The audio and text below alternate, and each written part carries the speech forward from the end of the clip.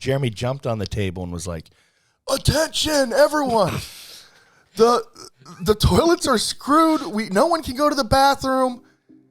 And then all of a sudden, everyone cheered. Yeah! Like, yeah! Yeah! And so we kept serving beers. Oh, my God. We kept selling beers. We had 2 porta potties that, And hand sanitizer. that were dropped off. And hand sanitizer. That's right.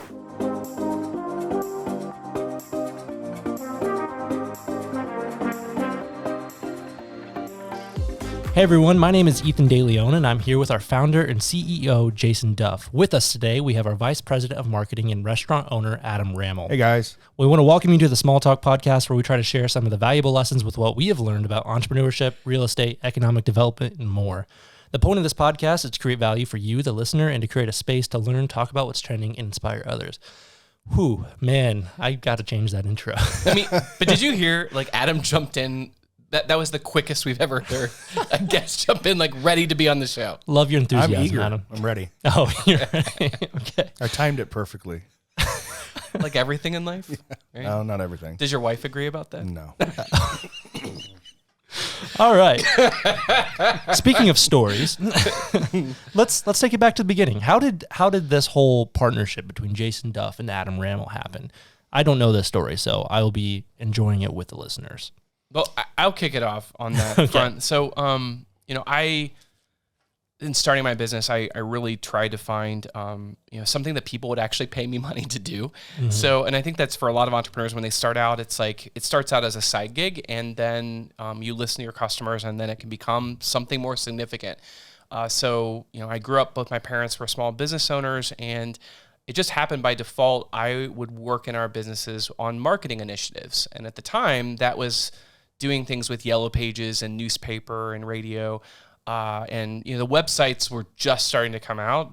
And so it would be helping them with graphic design, writing copy, negotiating rates with vendors. And the thing that continually worked for us, whether we put signs in on the buildings or on the business itself or on the sidewalk. But one time we did a billboard sign, and the calls or the interest or the people that would say, "Hey, I saw your ad out on the highway." That was something that kept coming up over and over, and it worked. The problem is that people that were selling billboard signs were these very large companies, and they were out of a city that was 60 miles away from us. It was hard for me to get them to, number one, give me a quote and price on how to rent the sign, but then number two, actually get the job of getting the sign installed. Mm-hmm. So I'm like, why is this so hard? Like, shouldn't someone create a billboard company that cares about small business owners, small towns? And that's when the light bulb went off. Like, Enter Adam Rammel. Yeah. I mean, well, we... Not quite. Yeah. I mean, well, I in the beginning when you start your business, you kind of do all the jobs. Yeah. And like you are, at the time I was, helping with the construction to actually build the structure. I was the guy that was designing the artwork that would go up on the billboard sign itself. I was sending out the billing statements, and in growing the company, at some point you realize like you need help. Mm-hmm. And I got involved in a group in Lima, Ohio called Lima Young Professionals. And I think that getting involved in groups, whether it's your Chamber of Commerce or whether it's other networking opportunities with Rotary or Kiwanis or other groups that exist in your area, my mentor really pushed me out of my comfort zone and said, you need to go to this stuff and you need to meet people. Mm-hmm. And, Adam and I met, and he was working in marketing at the time, and we had a conversation. Tell us about that conversation. Yeah, I was prospecting in Logan County, knocking on some doors, and I would always stop at the local chamber office to get some contacts. And they said, "You got to talk to this Jason Duff dude." And I remember sending him an email, and I think he ghosted me, a couple times. Seems you right. get busy. Like, sure. You know how many marketing emails I get? Like, hey, I have this solution that's going to make you more money or save you more money. And Adam was trying to make a sale, man. I was trying to make a sale, but wait a minute. Did you leave a voicemail or call or send a letter? I probably called and sent I don't an remember. email. See, I'm not sure. I should have sent a letter. What is my love language? It is emails. Emails. Gosh. There's 7 love languages, and then Jason has email. So that's in there. I do appreciate that. So I think after a few touch points, he did finally pawn me off to one of the other, people in the office. But eventually I did get a meeting with him. And man, it's going back now a dozen years or so. There's a lot that's happened since then. I think he had an assistant. You had an assistant, Jason.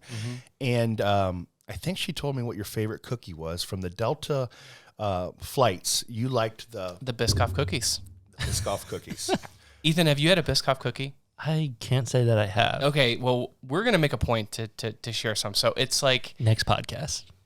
Actually, that would be great. So I don't know how to describe it. It's like the cinnamon, chocolatey, goodness, and Delta gives them on their flights, or they did for a very long time, because they, flying in an airplane is a miserable thing, but like eating this cookie makes it a little bit better. Makes it just a little bit better. So yeah. Yeah. So it was either her or it was Matt Brown. We had a mutual friend in Matt Brown who told me about this, and I was getting ready, if he didn't reply, to send him some of these damn cookies. Okay. Nice touch. And that would have gotten his attention, I think. But we did end up doing lunch over in Lima, and the rest kind of is history. And that was in 2010. Wow.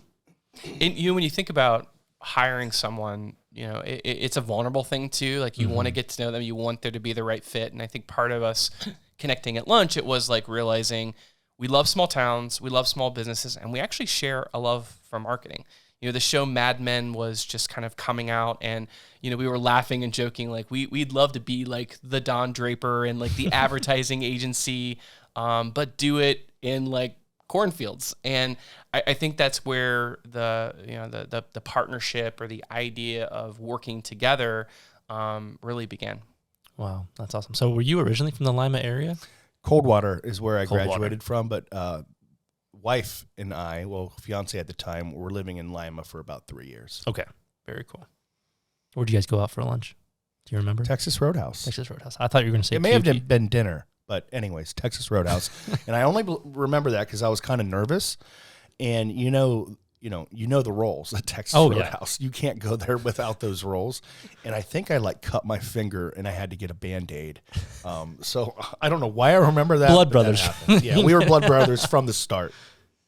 So how did you went from sales to hiring him and being coworkers. So how did that transition happen? Yeah, we started building more billboard signs, and as Jason said, I had that advertising agency experience, and so we had a lot of clients who would want additional help beyond just their billboard, and we would start doing some of that work. So we brought in some outside resources, we brought in some other team members and vendors, and in a quick, a short time, I should say, we were off to the races doing a lot of web work, a lot of video work, in addition to all the billboard portfolio, which is over 400 billboard faces. Wow. Just how many people were on the team at that point? So I think like 3 of us. Yep. And that's something to really remember. Bootstrapping.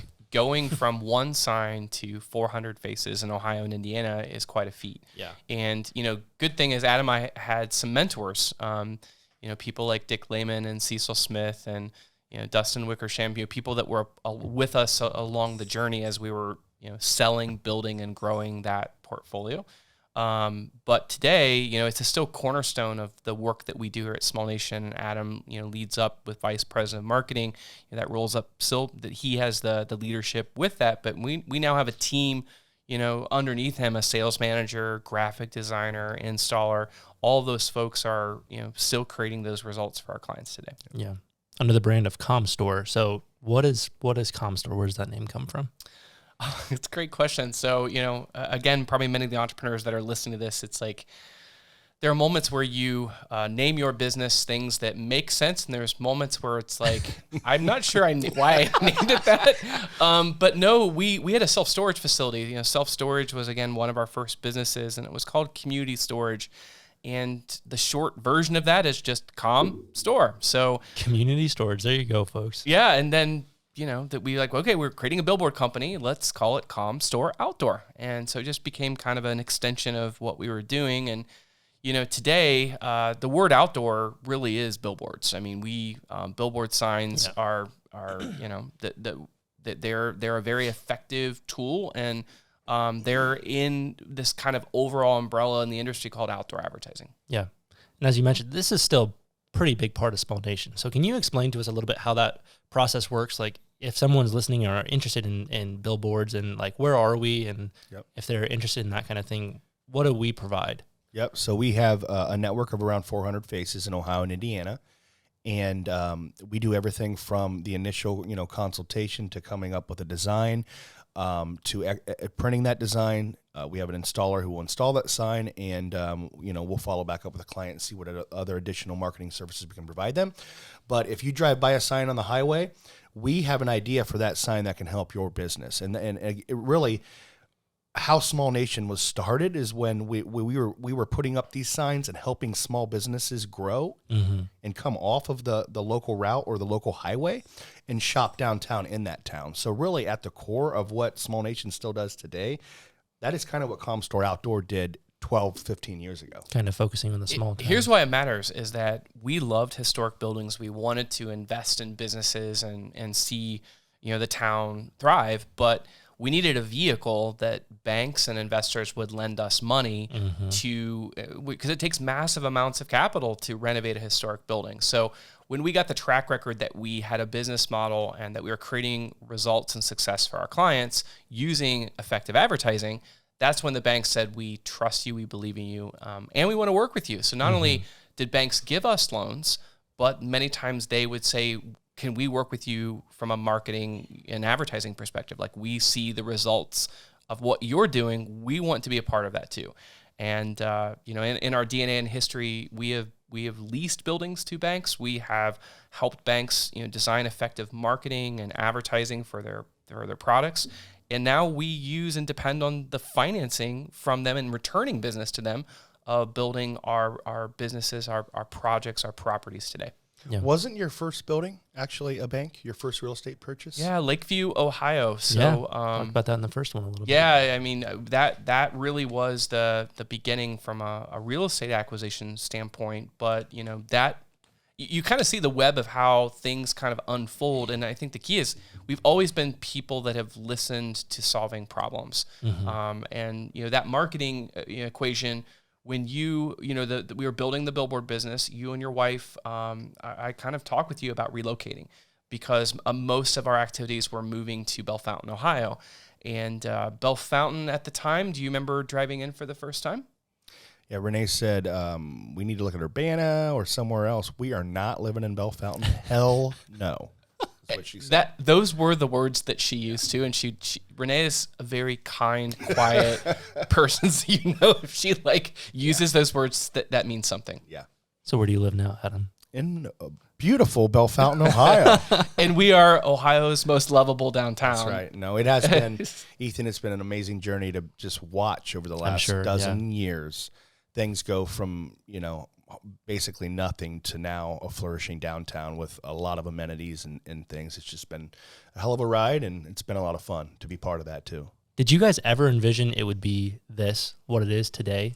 Jason probably did, but I didn't. But once we got rolling, I saw it. I think that in every situation, it takes someone that can paint the bigger vision or the plan, and that probably is something that I have a unique ability to do. But you need people that have other skill sets, and we just did an assessment for our team a few months ago called the Working Genius, and one of the things that Adam has this working genius, working competency with is tenacity, which it's the ability to listen to someone that paints out a vision and see all the different tasks and people and resources and systems to then go get it done. Yeah. And I think that's part of why he and I work together really well is we're really inventive and creative, but we also recognize that this isn't easy. And so it takes building teams, it takes dialing into the details, into the task, and then, putting your head down and getting it done. And I think that's something. It's been 10 years of, Adam, easily 70+ hour weeks, major sacrifices from our significant others, which he and I joke, we're in a relationship with the same person. Lance and Renee are very similar. They're clones pretty much. And we're very blessed. Renee and Lance. I know. First off, shout out if you're listening. They're probably not. They're not listening. They're never listening to this. Because the other thing that we joke about is for our love language, words of affirmation is important. So we get real excited. We accomplish something in our day job or in our career, and we go home and we're like, hey, did you see that Facebook post? We got this big award or whatever. Yeah. And they're like, so totally not into that. It's like, why are we getting attention with this? Can you just not do any of those things? So Adam and I kind of serve that for each other sometimes too. It's like, good job, bro. Congratulations. Yeah, nice you work. need that. Yeah, you need a little bit of both. You need something to pull you back to reality too. Little balance, right? Yep. It's healthy. So talked a lot about, billboards and how we got started and stuff, but what are some of the things you got going for you right now? You transitioned from, I know this is something we had Brittany on here, our last episode talking about 600. Great episode. If you haven't listened to that, go ahead and listen to that episode. But you kind of shifted a little bit. You are kind of doing your own thing off to the side, as well as working with Small Nation here. So tell us about some of that. Yeah, we like to have a lot of irons in the fire, I think, all of us. So Jason had purchased the building where 600 downtown is now. Yeah.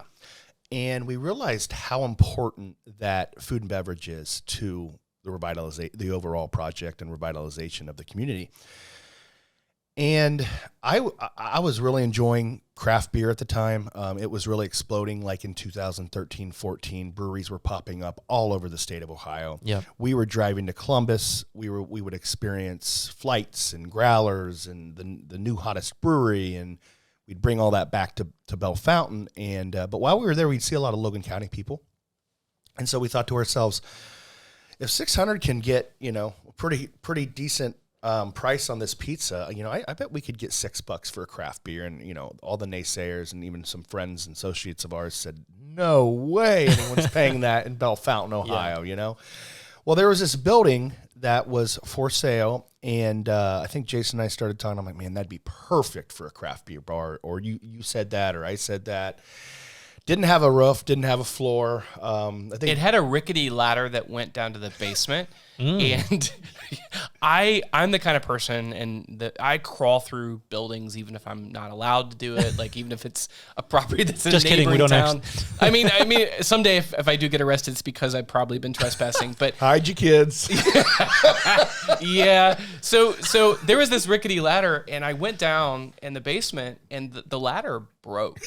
And while you were going down? Yeah. And the basement is like 16, 18 feet. There's no way when you get down there to get out. And I just thinking, luckily sometimes I don't take my cell phone with me. Like, so I'm doing this, I don't want to damage my phone or whatever. Yeah. I luckily had my cell phone to call someone to you have to rescue me to get me out of this. But that was Brewfountain's basement before it had a floor and had a roof. But yeah. And it was Johnson's Deli. What years would have been? 70s? Well, I 60s? think if you have late 50s and into the 70s, it closed in the 70s. Yeah. But yeah. Yeah, so we actually so that building then became what's known as Brewfountaine today. In 2015 we opened. And I'll never forget this story, and this was my first experience in working with these historic buildings.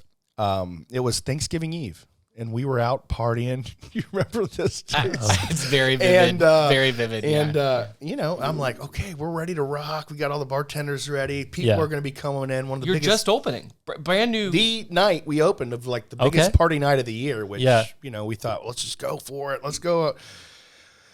So I took off and went to a buddy's, I think, to have a beer, and I get a call. Says, hey, I think we have a problem here. We can't flush the toilets, and the sinks are backing up. And I'm like, no. oh my God. On opening night. Call Jason Duff. Are you serious? Okay, and we're always on the grid and typically always on, but Thanksgiving Eve, in my family's tradition with Lance, we go down to his family and they do a 4-day Thanksgiving, and it is down in Germantown, Ohio. There is this beautiful farmhouse that's kind of in the middle of nowhere, but cell service is terrible. Oh, boy. Okay, and there's no rapid internet, anything. So we're down there, and I'm getting I can hear bits and pieces of the call. It's hey, I think we got a problem. Water, toilets, something. So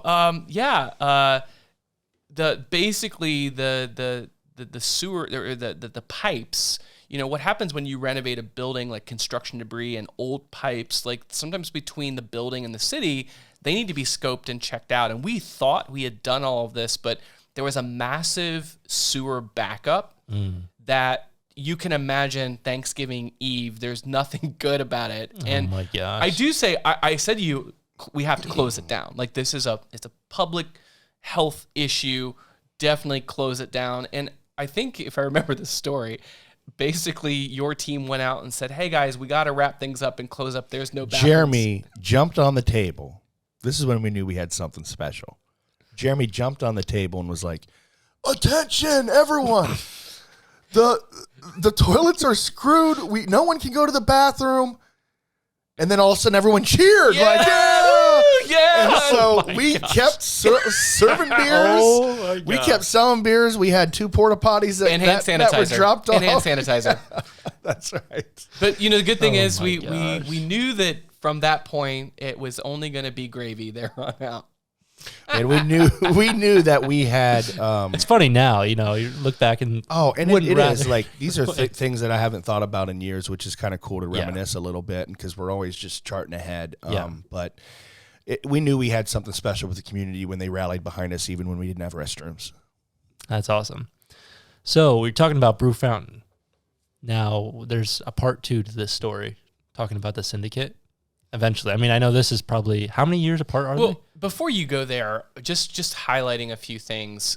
I remember conversations with Adam and his partners about we probably aren't going to serve significant food. We're going to have hot dogs. It's gonna be focused on the beer. Which I will tell you, Food trucks were hot. A lot of small businesses that we work with, the complexity of running a kitchen or building a kitchen and doing kitchen, it is a major, it's a major step. Mm-hmm. And so I think what was awesome as they were fleshing that out, and part of it was too, the coaching that people like Brittany Saxton and her mentor, Michael Shepard, provided as Brewfountaine was starting up. Basically, they opened up their legal documents, their employee handbooks, their systems and processes, and said, Brewfountaine, here's what we do. If you can benefit from this, use that. Oh, we still use some of those templates to this day. So thank you, Michael Shepard. 100%. And I think the thing about it is that we've been working to create in our ecosystem is, people that understand that givers gain, and that when you share and that when you collaborate, there is many more greater opportunities than trying to view that or think that that's competition. Sir, I think I have the chair that sinks here. I was wondering, you good over there, We bro? have one chair here around the table, and I think, whoever gets stuck with it just ends up. Ethan's got a control. Yeah, that would be funny. If what you say he doesn't agree with. He does have that one. He does have that I need one. to preload some of these sounds, but I think right now I just got the intro, outro, and then the. Okay, nice. Wrong answer. No, but we did start with just 4 sandwiches, 2 soups, 2 salads. And I'd like to tell that story because no one remembers that. Sure. You can always grow. Yeah, You don't want to come out with too much, and sometimes less is more. that's a golden nugget. We right say there. that on our billboards too. Less is more. Less is more. Yeah. And so we quickly did add some additional sandwiches and offerings, but man, you get someone with a sandwich and they want to sit for a couple more beers, it makes all the difference. So we are glad, and really we didn't have any experience in restaurants. I knew what I liked. I knew I have a good gut for, I think, what people will want and like, and I read a lot about the trends and things and what's coming, and we can kind of test that. The beautiful thing about being in a small town is you don't have as much competition. Whereas in Columbus, I don't want to say there's a Brewfountaine, but there's a concept with craft beers and rustic food on every corner, right? Yeah. And so it does allow us to kind of be that big fish in a small pond here in Bellefontaine. But we're your local Cheers bar. 16 beers on tap, fresh sandwiches, soups, salads, wraps. We actually, our first 4 years in business, never even had fryers in there, and we did because customers asked. We added those in and added some additional apps and things because they wanted that. But You became known for food, and I think that's the springboard with where you're at today. Yep, agreed. Wow. And culinary, yeah. So we started sponsoring the local farmers market where we do food demos. Really? And really bought as much local product as we could. Our pretzels are made from Rise Bakehouse, great local entrepreneur and wholesale bakery. And then Saucy South mustard. I mean, we buy a ton of that, made local in Jackson Center, Ohio. So this was also kind of right where, local beer, local food, local product just started catching on fire. Yeah. Wow. Yeah. This is all part of the story. I mean, I wasn't here for that part, so I'm glad to hear it now. We're glad you're here now. Hopefully I can help you tell the story now, right? That's right. Cool. So from there, what's next? Well, people started asking us, can you cater my graduation party, bridal shower? Do you have space? And if you've ever been to Brewfountaine, it's cozy, it's small. Yeah, I was going to say. But that, again, more is not always more.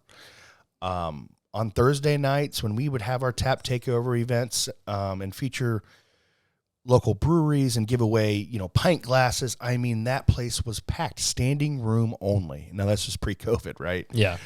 So those days aren't back yet. But I hope someday they return. But I feel like that kind of setting almost makes a place like that a little bit more magical. And that's my point. So, you got Don's Diner across the street too, always looks busy. You got to get in there at 11 or you got to get in there at 1:30 if you want a seat.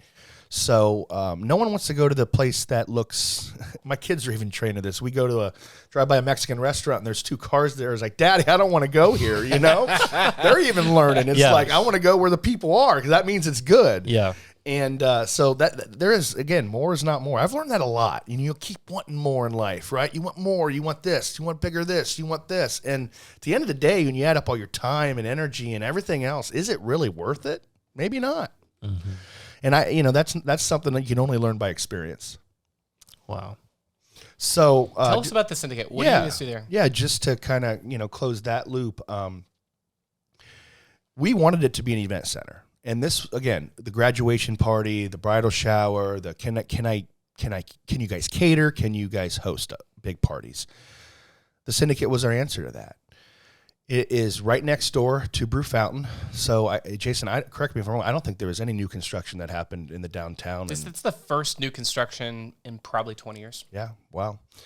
So it was an empty lot. This is not a historical building. No, this is a brand new build. This one is. It's so on a lot where there was a historical business, but that was taken down. And if you've never been to Bellefontaine, all of this is on Main Street, right down the main stretch. Yep. You go down, you pass 600 on the right, keep going past other historic buildings, the historic Opera Block, which is about to be something big, and then up here on the left is Brewfountaine, and then right next to it is the Syndicate. Yeah, the positive thing about the location too was that it's in our opportunity zone, which Jason, if you guys haven't went down on that in some of your podcasts, that could be a whole session in itself. Yeah, we talked a little bit about that with Brittany. Yeah, talking about Bellefontaine. So some great advantages to being able to utilize an OZ, but Syndicate, we had to pivot because of COVID. No one was having events. No one was asking us at that point to cater their graduation party or wedding because everything was postponed. August of 2020 is when we opened.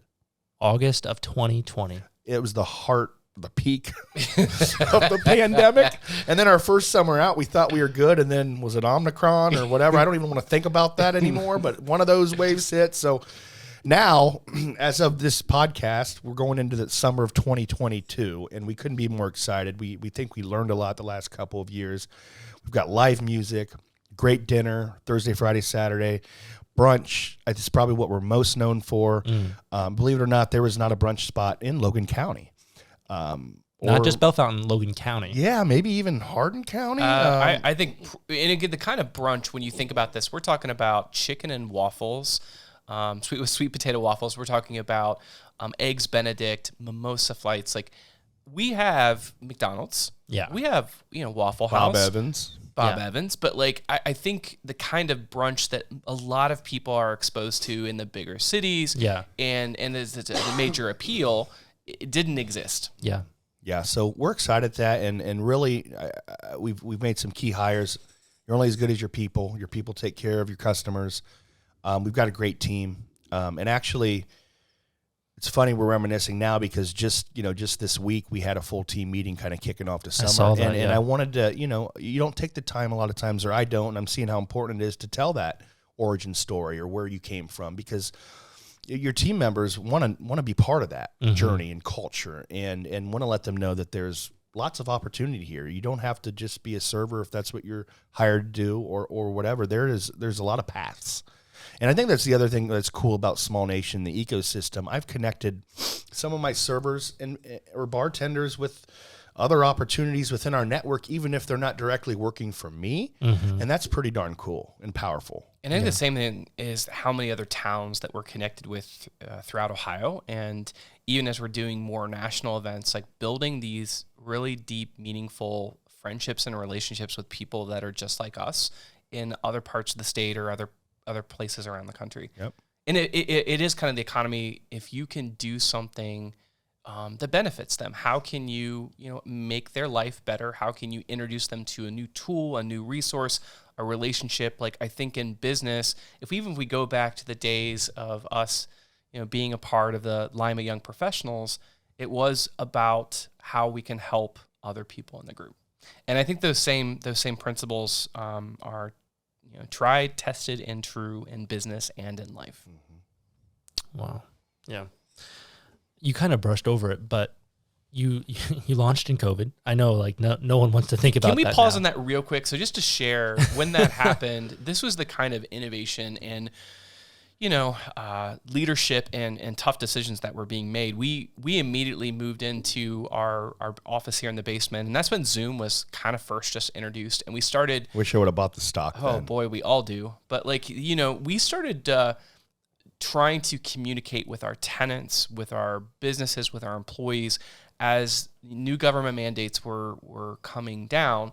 How we can survive and respond, and I think we're all still processing those days, but here's some of the positives and things that came out of that is we were being interviewed on CNBC and having live segments out of Bellefontaine, Ohio, where we were sharing when the president and the administration were announcing that the EIDL money was to show up in your account 5 days later. And that those 5 days went by, 2 weeks went by. It was almost. Remember when we broke the news to them about the data breach? So literally, with the Wall Street Journal. Well, so that was the other thing. I mean, Share the story. We had curious. the AP. We had the AP. We're doing live segments with CNBC, and then we had a really interested reporter with the Wall Street Journal that was just kind of keeping tabs as we're going through PPP loans, as we were trying to figure out the EIDL, and then just the nature of.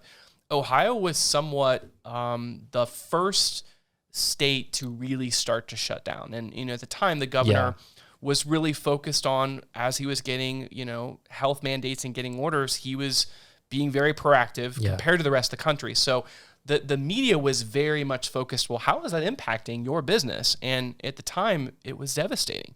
And we kept getting all these promises, and none of the promises were coming through. So the only thing that Adam and I and the rest of the team knew is we need to be sharing what's happening here on the ground. This was the war room. I mean, the room that we're in now, and just we shoot our podcast from our small nation bunker. So when and if there is a crisis, we know that if the nuclear bomb were ever to hit, we and the cockroaches are going to survive. The cockroaches. This is going to start looking better soon, right, Ethan? Yeah, I was going to touch on that. I mean, if you're watching on YouTube at all, you'll notice that we removed this. This was a hidden whiteboard, right? And we moved it over to this wall now, but we're going to be kind of giving this space a facelift. And if you haven't checked it out on YouTube, we're going to be posting these podcasts there as well. And you can get, more familiar with our guest and see Adam adjusting his chair and all that. There you go. Jazz. The other thing on COVID real quick, though, that I'd like to share with you, Ethan, is we were tapped to be on DeWine's restart committee for restaurants. I think that's important, too. Wow. So those calls consisted of, how do we social distance? How is this a percentage? So I was part of committees that created those rules and regulations for restaurants across the entire state. Who made up these committees? Was it all just local people like you? It was at the state level that they would kind of handpick different people from different size businesses, because obviously if you own a huge Buffalo Wild Wings, that's different than you with your small footprint at Brewfountaine. And the big victory from the state at the time was it wasn't based on occupancy, because most states were, 50%, 75%. Yeah. This was just based on 6 foot. So if you have, and all of our spaces are unique and different. So your 6 foot distancing is different than ours. So that was a big victory for that committee to get that done. And DeWine actually stopped by. Governor stopped by last week to actually congratulate or thank us for being on that committee. Is that what it was for? Yeah, I mean, one of the reasons. We were really thankful. We hosted the lieutenant governor for a visit probably about 6 months ago. he threw out the first ceremonial axe at Axe Ventura, which is a new cool. axe throwing lounge here in town. And no, the Governor DeWine's administration, whether it's Director Mahalik, that's at the Ohio Department of Development. I mean, I could name so many others that have taken a deep interest in wanting to see how, the model that we've deployed here, how it can help other towns around the country. But it was a big deal when the governor said, hey, I want to do lunch with you guys. And he took time to drive up and he, met with the staff. And I think that's the thing that I was so impressed with, is that he really took time to get to know them and studied the menu and, ordered the going cold turkey. And he was kind enough to send us a follow-up letter just saying he's excited to come back to try the fried bologna. So yeah. Very cool. But just to kind of put a bow on that, Ethan, I will be serving also then on the Ohio Restaurant Association Board of Directors starting in June. So super excited to connect with a lot of my mentors and leaders in the industry. Did that come from that opportunity because you sat on that? Well, so during COVID, again, in the war room, I mean, I can't thank our accountants, our advisors, the Ohio Restaurant Association. I was in communication with them daily. I wanted to know what was going on, and then in turn, Small Business Entrepreneurship Council. That's another group in DC. And then in turn, we would have Zoom meetings with our other restaurateurs where we could share that information with people, inside of our network. Mm-hmm. Every day, it really was just, we have to do our best, and the information was changing daily, and so we really depended on, and now I think that was the other thing about people looked to us. Yeah. Which any leader, like, you appreciate the big shoulders that they have, because sometimes we didn't have the answers. We had to make the best decisions with the information we had at the time. Yep. Well, and to share that with everybody else. Real quick before we move on, tell me about Captain Krakens. Oh yeah, I had that thought as you guys were talking about COVID, and I thought we were going there, but yeah. So the Syndicate, as we were pivoting, which I hate using that word too because it got way overused the last couple of years, but we had the facility, of course, we had the staff, but we did not think that the restaurant would stand on its own on a Monday or Tuesday or Wednesday at upscale, casual, whatever you want to call it, a little higher price point, and so. Seafood was lacking in town. We hear that everyone wants Long John Silver's or a Captain D's, and so we thought, why not? Is that seafood? Something like that. Okay. We had real seafood, and I think we were a little ahead of our time, but we tried it. So we came up with a brand called Captain Krakens, which love it. Brian launching in the Syndicate as a pivot. You started a new restaurant. Stay with me. Yeah. So this is, as everyone's like, wait, the Syndicate, is it an event center? Is it open? Wait, now Captain Kraken. So there was a little of that, but hey, we tried. Brian Wall, my partner Brian, came up with the name, loved the name, snagged the domain, came up with the logo, and did some testing. So we would turn on online ordering. So this was available via DoorDash or online ordering only. So which is a big deal in a small town, by the way. DoorDash is here. Uber Eats is next. Especially we're getting COVID. there. Now, the bad thing is they want 15%. So, but people pay for it. People will pay for convenience. And so we saw quite a bit of orders. We had some good days there, but I think that the confusion and just still the term ghost kitchen and people just not knowing where it's at or can physically see it was kind of a hurdle or a barrier for people to get over here in this small town. There are facilities like Cloud Kitchens and others in some of these larger markets where, say, Ethan, you're traveling to Chicago and you're staying at a hotel and you order Wendy's on DoorDash.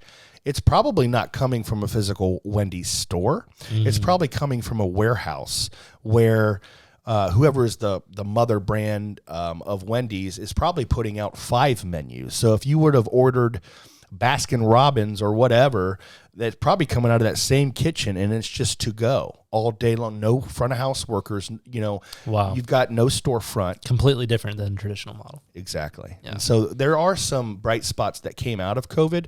We got online ordering up and running. ASAP was on my board for a while. We had no choice but to get it up and going.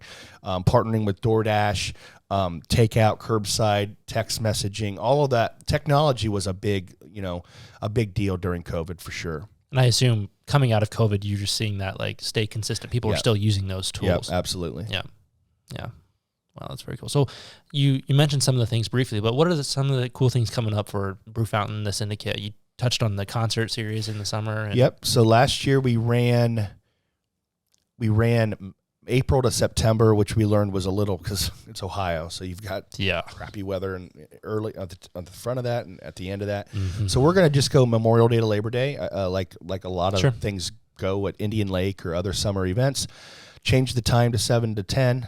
We were 9 to 12, so adjusting that and making it more approachable during dinner. But excited for that live music series is what we're calling it. It's kicking off here Memorial Day. Brewfountain just opened a satellite location at the golf course. So Liberty Hills Golf Club, just outside of Bellefontaine. Great local family. They also own Mill Creek outside of Ostrander.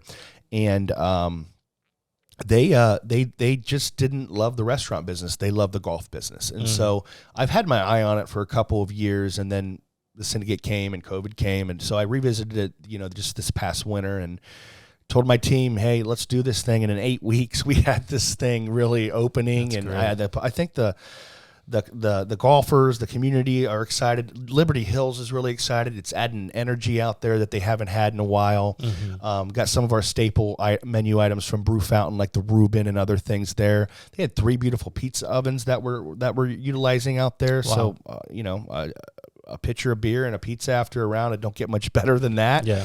So we're excited. And team member Rochelle stepped up and said, hey, I'm looking for more. I'm just bartending, sir. I'd like to do more. And so, everything happens for a reason, they say. But it timed out perfectly where she could kind of take the lead on that project, and she's hit it out of the park. I've been so impressed by her. So we're going to continue to, to grow and just keep our head down and figure out what's next. That's super exciting. Wow. One thing that Adam mentioned is that we were hoping to double down on events at the Syndicate. And when you build a project and you see how people interact with it, and you also see what business really grows, it's not that we don't want to continue to do events at the Syndicate, but we found that there are larger events and there are more unique kinds of things that guests need that we really needed to find a different space to expand and grow into with that. And so I had driven by, just like Adam identified, thinking about ideas in his head about the Liberty Hills and helping grow the food and beverage out there. I would always drive by our Elks Club on Main Street in Bellefontaine. And it has been vacant since 2013.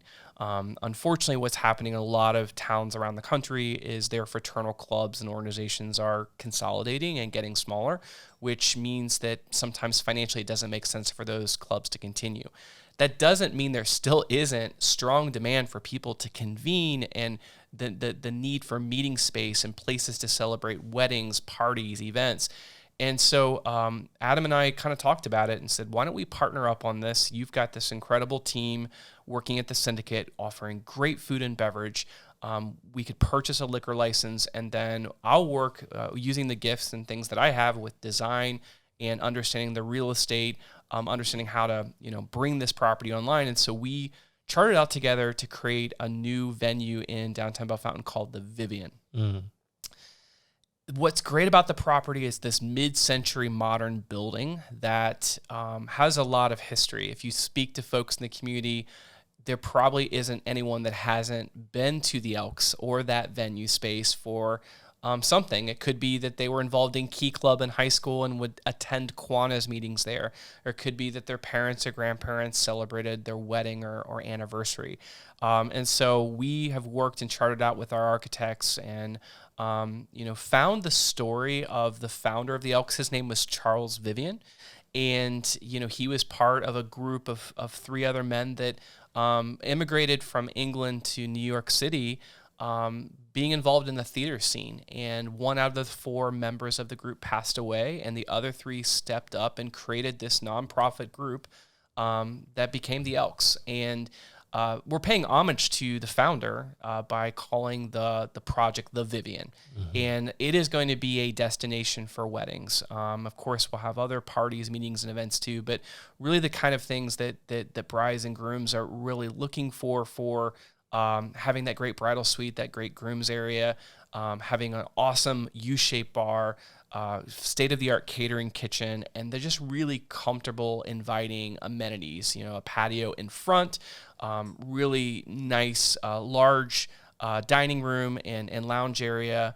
And then, really being right in the heart of downtown Bellefontaine. So in walking distance to all the other places that we mentioned. Mm-hmm. So we are in that design phase. We're in the process of bidding that out, but the plan is to see that property come online in the next year. And I think it's going to be an awesome collaboration and something that we're really excited about. We've been getting some leads, so that's positive. That's great. And you guys are already in that space and hearing the need for it. So I don't know. I'm excited for what it could be, and I do see the need here in the downtown. But something I want to just think is really cool as we're going through these stories, and I appreciate you guys sharing today and just giving me the context and the listeners. You're taking this revitalization process one project at a time, and that's what it has been for you guys. And open a pizzeria, open a brewery, expand that into the Syndicate, and now we're talking wedding event center, and just time after time, we're just seeing the feedback from that and what it's doing to the downtown. So I'm super excited, and really for the listeners or anyone following, I encourage you to stick with it and just hear these stories out and understand that it is just one project at a time, bites, little pieces at a time that make the big change. So, but yeah, thank you again for you guys' time today, and super excited to hear more stories as we continue on. I know we got some cool things coming up, so that's not part of just the outro, but it's true. But speaking of the outro, here we go. Ready? All right, well, thank you everyone for tuning in and checking out the Friday Small Talk podcast with Jason Duff, and you can find us anywhere that you listen to your podcasts, including Spotify, Apple Podcasts, and even YouTube. I hope you were able to pull some value from that conversation, and we hope to see you in the next one. And if you haven't subscribed already and are looking for more of this kind of content, be sure to check out Friday Small Talk newsletter that goes out every week. Stay tuned to Small Nation on social media and keep up with everything that is happening here. As I said before, there are lots of exciting projects in the works. And until next time, this is Small Talk with Jason Duff signing off. Thanks, guys. Good job.